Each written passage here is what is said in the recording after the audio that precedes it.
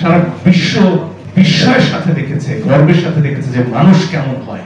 তখন তো আমরা প্রশ্ন তুলি না ওই মাজারে যে দেবদেবীর পূজা হয় সেটা ইসলামের সাথে সাংঘর্ষিক, তাই ওটা ধ্বংস করে ফেলবো। আজকে যখন একই গ্রন্থের অনুসারী, একই নবীর, একই আল্লাহর অনুসারী, তাদের মধ্যে বিশ্বাসের সামান্য ফারাক, সেখানে গিয়ে ভেঙে ফেলতে হচ্ছে, জ্বালিয়ে দিতে হচ্ছে, লুটপাট করতে হচ্ছে, সেটা কোন ইসলামের জন্য আপনারা করছেন?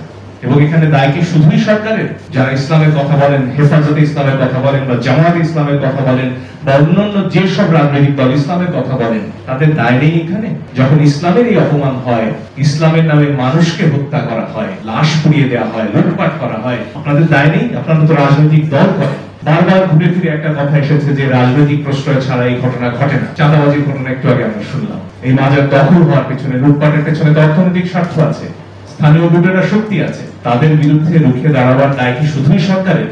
অবশ্যই সরকারের দায় আছে এবং সরকারের বিপুল ব্যর্থতা আছে সেখানে। কিন্তু এর পাশাপাশি রাজনৈতিক দলগুলোর দায় আছে, বিএনপির দায় আছে, জামাত ইসলামের দায় আছে, এনসিপির দায় আছে, এবং সে দায় কাঁধে নিয়ে সবাইকে এগিয়ে আসতে হবে একসাথে। যেমন 5 তারিখের পরে আমরা সবাই একসাথে দাঁড়িয়েছিলাম।